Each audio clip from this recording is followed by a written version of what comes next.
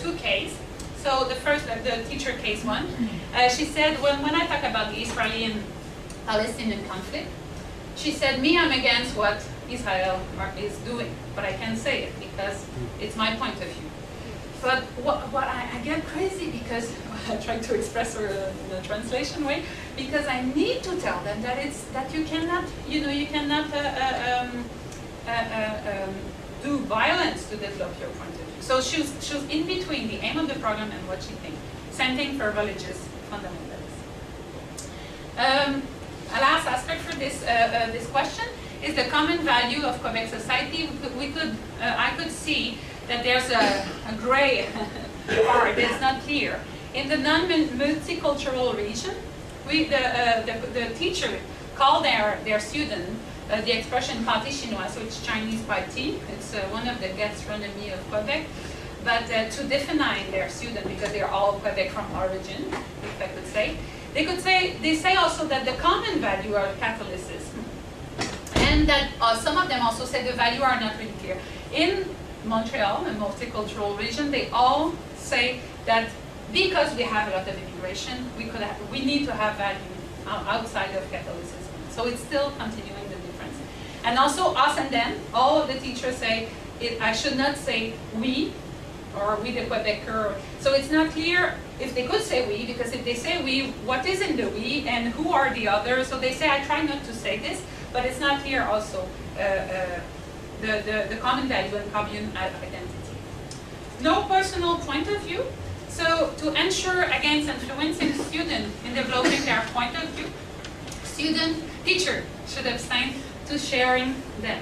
In this aspect, all of the teacher thought that not to develop influence is for them not to develop religious indoctrination. But as we say, this is not what the program says. It's not only religious indoctrination. But one case, number 3, really interesting. He said, well, I'm a Buddhist and Catholic and agnostic because he practiced Buddhism and he's a cultural Catholic, but he's not sure God exists. So I say, I could say this to my students because I will not bring them to one religion. And he go further. He say, I make them practice meditation. He say, but it's not indoctrination because meditation is not religious. So you see where it goes. Another case, really funny, he said, well, I'm an agnostic. I will never say this to my student because he's outside of Montreal, so they're all Catholic for him in his thinking. But I'm a vegetarian. But I could say this, there's no problem.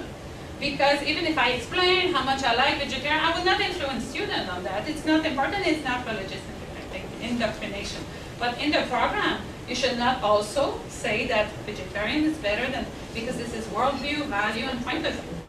This is one of the questions. They say, even if I don't say what I think, I influence also, and I go quickly with the non-verbal influence, and this is obvious. So they could influence, they all say that I could influence student even if I don't say what I think.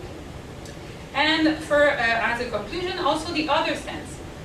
So I divide into critical thinking and openness to diversity. And so in this, I'll go straight away for the number of the percentage. The teacher, they all have, in their interview, expressed that they have difficulty with neutrality, impartiality, objectivity. It's not clear. They put one to the other, but they say, but I can't, reinforce my own beliefs. So they say, most of them, they say, I develop in the questioning, art of questions, and also at 33%, the critical sense. So I try to develop critical sense of mind, and also the critical thinking of the student. Also, as you see in openness, they try to open to the world, openness of the mind of different thinking in the classroom, and also diversity of point of view. This is very important. They say, to be sure that I don't present only my point of view and that I don't influence students, I present different point of view, and I ask students also to develop a lot of point of view. And I put it other because equity came often in the interview, but it's not officially in the other stance of the professional stance, but it came with the 8.9%, so it's really interesting.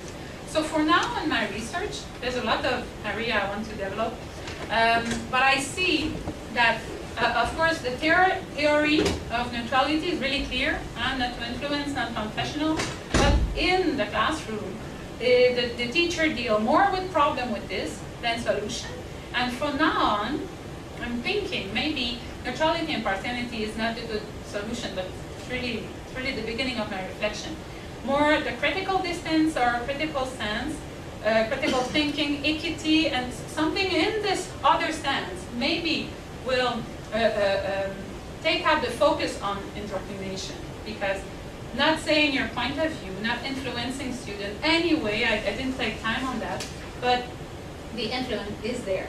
The relation with minor students, they say, I'm a model, I'm in relation with them, they are looking for a life. And what I observe also in the classroom, I didn't have time to focus on the observation I would do in other research, is that the student ask question to the teacher about their personal life. Like once, I won't finish with this because it's really funny. The teacher talk about reincarnation and resurrection, and there's a little girl who say, oh, and she was in panic.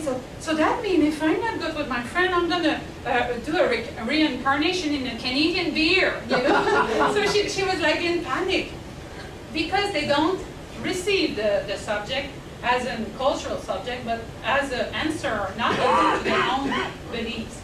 So maybe it's not about, of course, important not to indoctrinate and not to develop confessional way, but maybe there's another, for me, maybe there's another solution that could help students to open their mind and develop critical mind, but not in an impartial way. So I'm still reflecting on that. Thank you very much.